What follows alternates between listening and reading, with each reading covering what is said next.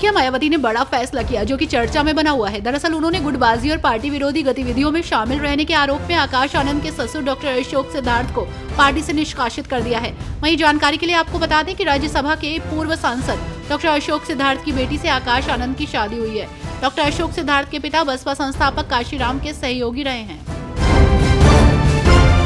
वित्त मंत्री सुरेश खन्ना ने सरकारी बैंकों को बड़ी नसीहत दे दी है। दरअसल उन्होंने नसीहत देते हुए कहा कि लोन देने में कंजूसी न करें। उन्होंने सवाल किया कि जब निजी बैंकों का ऋण जमा अनुपात यानी कि CD रेशियो 80% से ज्यादा हो सकता है, तब आखिर क्या कारण है कि सरकारी बैंक 60% का लक्ष्य भी नहीं पूरा कर पा रहे हैं। आज माघ पूर्णिमा के अवसर पर लाखों की संख्या में श्रद्धालु त्रिवेणी संगम में डुबकी लगा रहे हैं। इस बीच महाकुंभ के इस भव्य नजारे को देखने और पावन त्रिवेणी संगम में डुबकी लगाने के लिए JPC अध्यक्ष जगदम्बिका पाल पहुंचे। यहां उन्होंने आज संगम में पवित्र डुबकी लगाई। कांग्रेस नेता सुरेंद्र राजपूत ने कहा कि जिस तरह से भारतीय जनता पार्टी की सरकार और उनके नेताओं ने कुंभ का राजनीतिक इस्तेमाल करने के लिए पूरे कुंभ में अव्यवस्था फैलाई है, उससे हमें और श्रद्धालुओं को बहुत तकलीफ हो रही है। हमें उम्मीद है कि सरकार यातायात व्यवस्था को सुचारू बनाएगी और मेले की अव्यवस्था को खत्म करेगी। हम आशा करते हैं कि माघ पूर्णिमा के स्नान पर्व पर श्रद्धालुओं को कोई परेशानी नहीं होगी। महाकुंभ पर बोलते हुए कांग्रेस सांसद प्रमोद तिवारी ने सरकार से आग्रह किया है कि वो श्रद्धालुओं की सुरक्षित घर वापसी को प्राथमिकता दें। उन्होंने कहा कि सरकार को इस बात को प्राथमिकता देनी चाहिए कि जो लोग वहां फंसे हुए हैं वे अपने घर कैसे लौट सके। ये सुनिश्चित करने के लिए हर संभव प्रयास किया जाना चाहिए कि प्रयागराज में एकत्र हुए लोग सुरक्षित रूप से अपने गंतव्यों पर लौट आएं।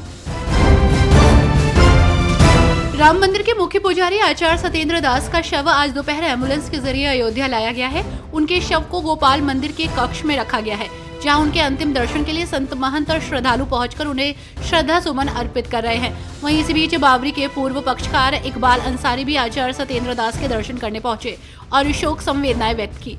इकबाल अंसारी ने कहा कि वो मेरे लिए मेरे पिता की तरह थे।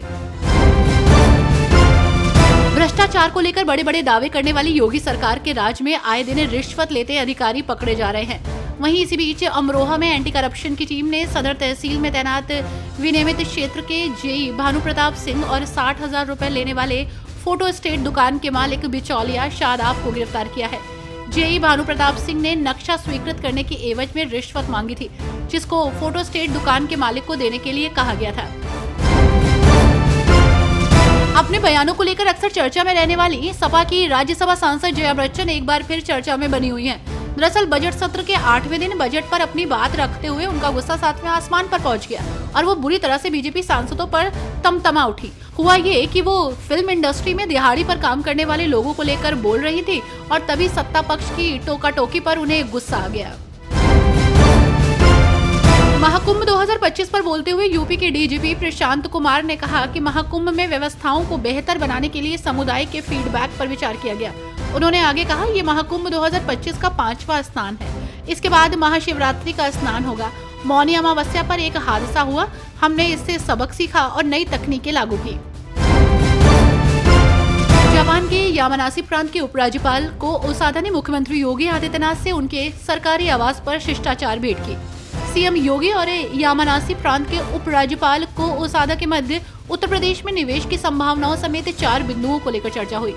ओसादा ने बताया कि उत्तर प्रदेश में निवेश की संभावना तलाशने जापान से करीब 250 CEO उत्तर प्रदेश आएंगे।